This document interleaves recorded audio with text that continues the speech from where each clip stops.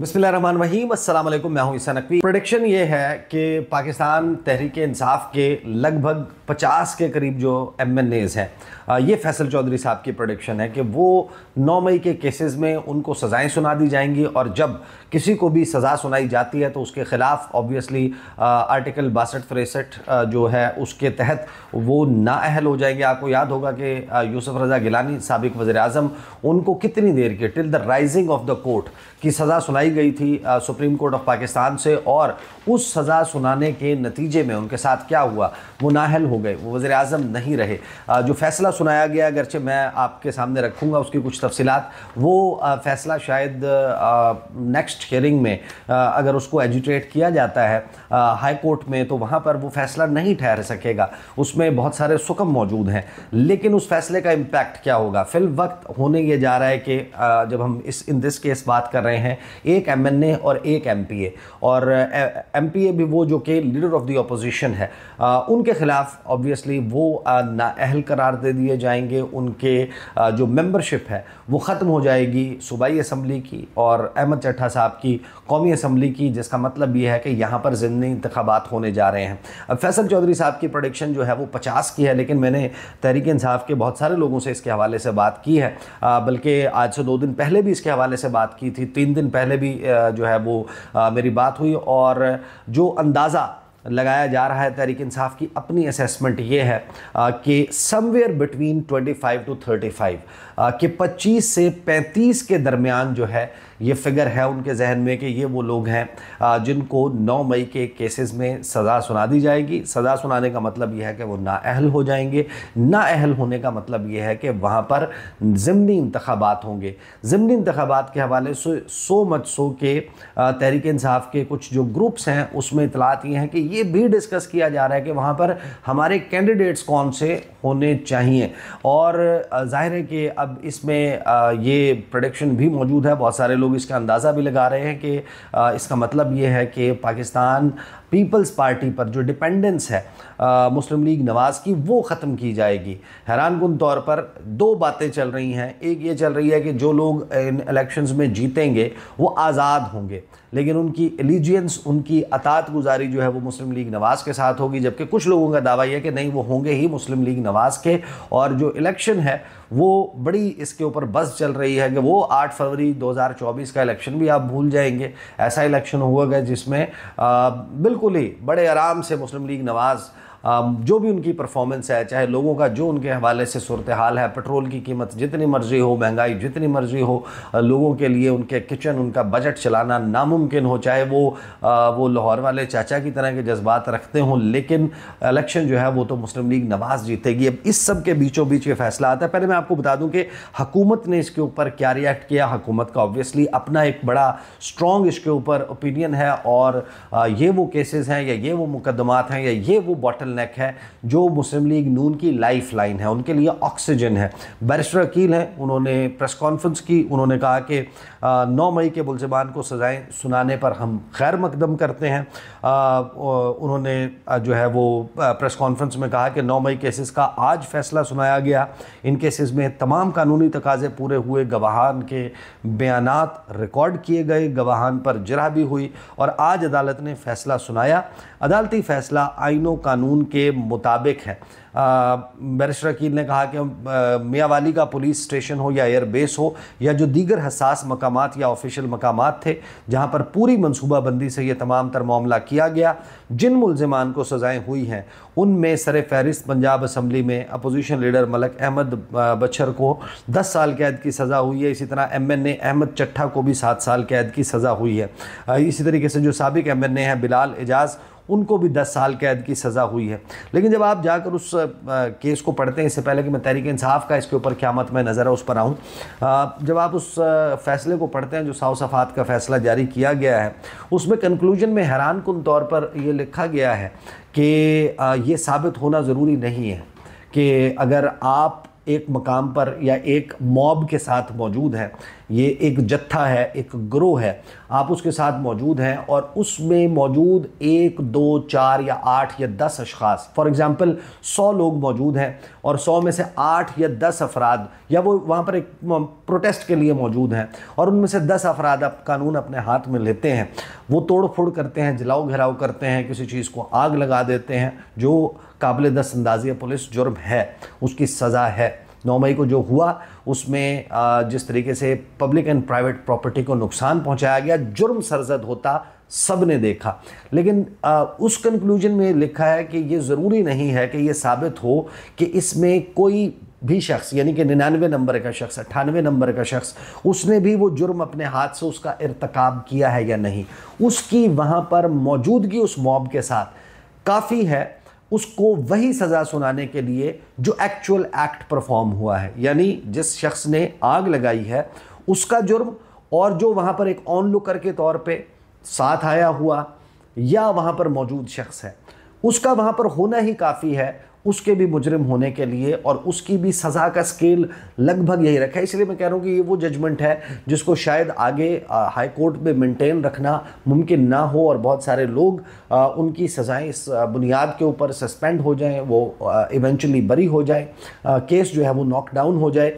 लेकिन इसका जो पॉलिटिकल इम्पैक्ट है, जो फिल फॉर इसका इम्पैक्ट आना है, वो ये कि जो मेंबर है कौमी असम्बली का या सूबाई असम्बली का, उसको ये सज़ा इस बात के लिए काफ़ी है कि उसको डी सीट कर दिया जाए।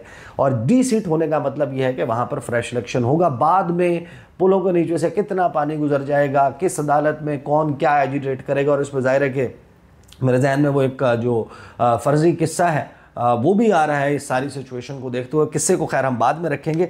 अब ज़ाहिर है कि हुकूमत का तो ऑब्वियसली एक बड़ा स्ट्रॉन्ग व्यू पॉइंट है पाकिस्तान के इदारों का।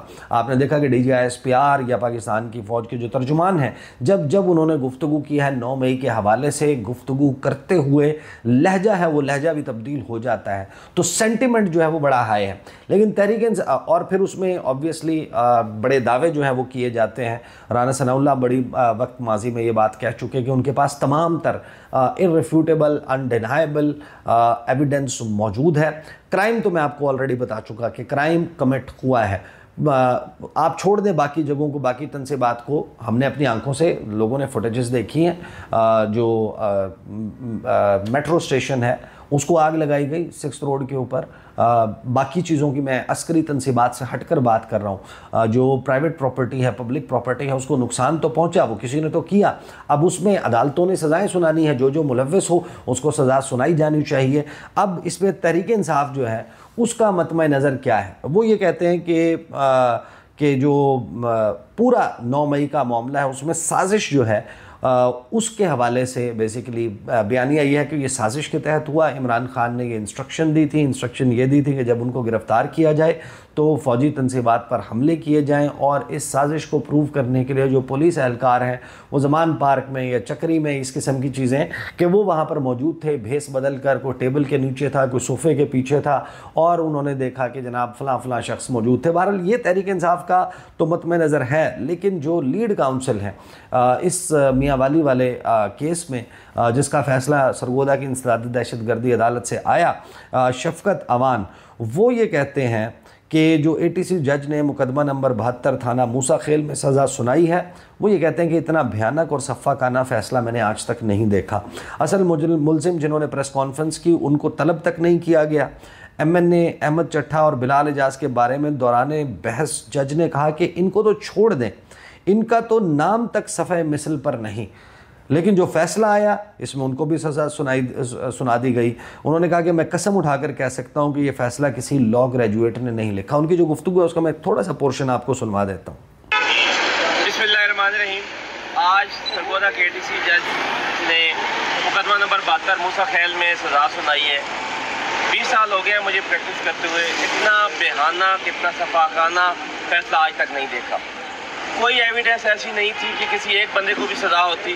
और सबसे बढ़कर इस मुकदमे में क्या था कि जो लीडिंग मुल्ज़िम था तारिक ठेकेदार, वो प्रेस कॉन्फ्रेंस कर गया और उसको बेगुनाह कर दिया पुलिस ने, और प्रोसिक्यूशन ने तलब नहीं करवाया, जिसके ज़िम्मे इल्ज़ाम था कि उसने आग लगाई, उसने थाना जलाया, उसने फायरिंग की।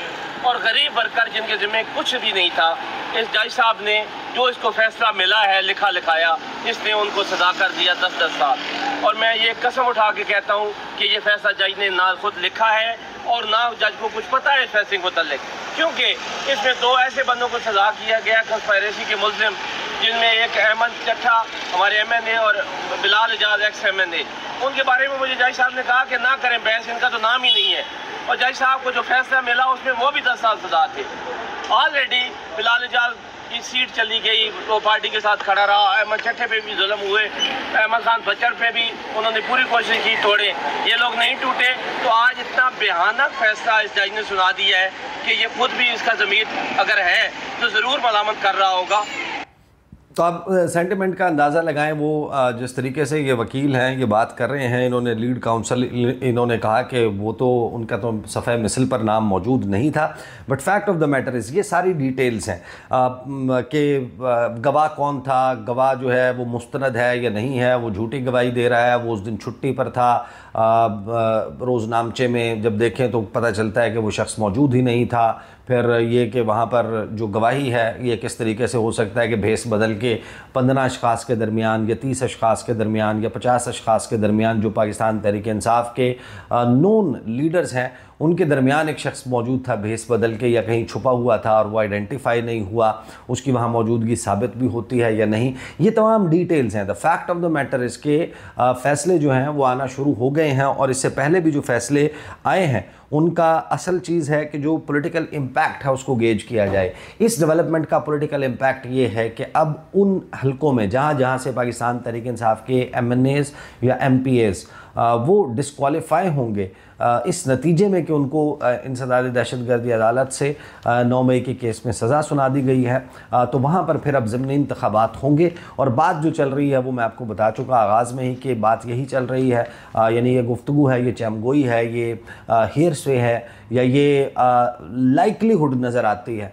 कि यहाँ पर पाकिस्तान तहरीक इंसाफ को नहीं जीतने दिया जाएगा, समड़ियाल का इलेक्शन होगा या समड़ियाल प्लस हो जाएगा, उस किस्म का इलेक्शन होगा कि जहाँ पर पाकिस्तान तहरीक इंसाफ ये सीटें भी लूज़ कर जाएगी और मुस्लिम लीग नून की जो हुकूमत है उसको सिंपल मेजॉरिटी हासिल हो जाएगी, यानी माइनस पीपल्स पार्टी। उनके पास नंबर अगरचे उनको 7-8 नंबर या 9 नंबर MNAs जो हैं वो रिक्वायर्ड हैं अपने कोalition की सिंपल मेजॉरिटी करने के लिए विदाउट पीपल्स पार्टी। और विद पीपल्स पार्टी तो ऑब्वियसली दे हैव 2/3 मेजॉरिटी, लेकिन पीपल्स पार्टी के माइनस होने की इस सारे में बहुत थेरीज, इसके ऊपर भी बहुत सारी बातें चल रही हैं शहर इक़्तिदार में कि ये क्या हो सकता है इसके नतीजे में। पाकिस्तान तहरीक इंसाफ इसको किस तरीके से सेंस कर रही है। बट मैं आगाज़ में कह रहा था कि जब केस से एक फ़र्ज़ी वाक़या है वो बड़ा इस तमाम सिचुएशन से जो है वो लगता है कि रिलेट करता है। और वो वाक़या कुछ हुआ कि एक बादशाह था, बादशाह के बहुत सारे वज़रा थे, एक वज़ीर-ए-आज़म भी था, वज़ीर-ए-आज़म से बादशाह की शान में गुस्ताखी हो गई। तो बादशाह ने कहा कि मेरी शान में गुस्ताखी तो बर्दाश्त नहीं होती। उसने दरबार लगाया, दरबार लगा के वज़ीर की जो है वो समाअत हुई उसके केस की, और उसमें वज़ीर जो है उसने कहा कि बादशाह सलामत, यानी वो वज़ीर भी ऐसा था, बड़ा प्यारा वज़ीर था वो। अब बादशाह सलामत का हर कानूनी, गैर कानूनी, आइनी, गैर आइनी, अच्छा बुरा काम उसमें साथ देता था। लेकिन अब बादशाह की गुस्ताखी हो गई थी, तो बादशाह ने केस सुनने के बाद कहा कि इसको उठा के ना मेरे भूखे खूंखार कुत्तों के सामने डाल दो। तो वज़ीर ने कहा कि बादशाह सलामत, मैंने 30 साल आपकी खिदमत की, आपका आइनी, गैर आइनी, कानूनी, गैर कानूनी काम किया, मुझे 30 दिन अपने कुत्तों की जो है वो सेवा करने का, उनकी खिदमत करने का भी मौका दें। अब बादशाह को ज़ाहिर है कि चाहिए होता है, बड़ा शुगल चाहिए होता है। उन्होंने इजाज़त दे दी वज़ीर को कि जा मेरे कुत्तों की खिदमत कर। तो उस वज़ीर ने 30 दिन तक उन कुत्तों को नहलाया धुलाया, वॉक कराई, उनको जनाब अपने हाथ से गोश्त के टुकड़े काट काट के खिलाता था। 30 दिन के बाद दोबारा दरबार लगा। दरबार में उस वज़ीर को सबके सामने, मजमे के सामने, भूखे खूंखार कुत्तों के पिंजरे में डाला गया, उसका जो लाया गया, और उन कुत्तों ने उसके पाँव चाटने शुरू कर दिए। अब उसके पाँव चाटे तो बड़े जो है वो एतमाद के साथ आंखों में नमी लेके दरवाज़ा खोल के बाहर निकला उस पिंजरे का, और उसने बादशाह सलामत को कहा कि देखें मैंने 30 साल आपकी खिदमत की, आपने कहा कुत्तों के आगे डाल दो। 30 दिन कुत्तों की खिदमत की, उन्होंने मेरे पैर चाटने शुरू कर दिया। बादशाह ने कहा कि बातें तो तुम बड़ी सियानों वाली करते हो, लेकिन ऐसा करो कि अब मेरा भूखे खूंखार शेरों का पिंजरा लाओ और वज़ीर को उठा के उस पिंजरे में डाल दो। यानी कि अगर बादशाह ने फ़ैसला कर लिया है, अगर रियासत ने फ़ैसला कर लिया है कि आपको सज़ा देनी है, तो फिर वो भूखे खूंखार कुत्तों से देनी है या शेरों से देनी है। वो इलेक्शन कमीशन ऑफ पाकिस्तान के ज़रिए होनी है, वो फॉर्म 45-47 पे होनी है, वो नाअहल होकर होनी है। तो पाकिस्तान तहरीक इंसाफ इस वक्त ज़ाहिर है कि एक और सिचुएशन जो है उसका उन्हें सामना है। और चाहे वो सेनेट इंतखाबात में जिस किस्म का भी कोऑपरेशन हुआ हो हुकूमत और अपोजिशन के दरमियान, तहरीक इंसाफ के और बाकी जमातों के दरमियान, लेकिन उसका नतीजा यही है अभी हमारे सामने के मामलात तहरीक इंसाफ के, चाहे जितनी मर्ज़ी ख़बरें आ रही हों कि बेहतर हो रहे हैं, कोई और जो है वो आजकल फिर दोबारा से चल पड़ी है कि मामलात अच्छे हो रहे हैं, तहरीक इंसाफ की कुर्बतें बढ़ रही हैं, लेकिन ये तमाम ख़बरें अगर दुरुस्त हों तो फिर इस किस्म के फ़ैसले जो हैं वो ना आ रहे हों। तो ये है जनाब इस वक्त तक की अपडेट। बाकी तफसीलात इंशाल्लाह खैबर पख्तूनख्वा हाउस से आपके सामने रखूँगा। अब तक के लिए इतना ही, इजाज़त दीजिए। अल्लाह हाफ़िज़।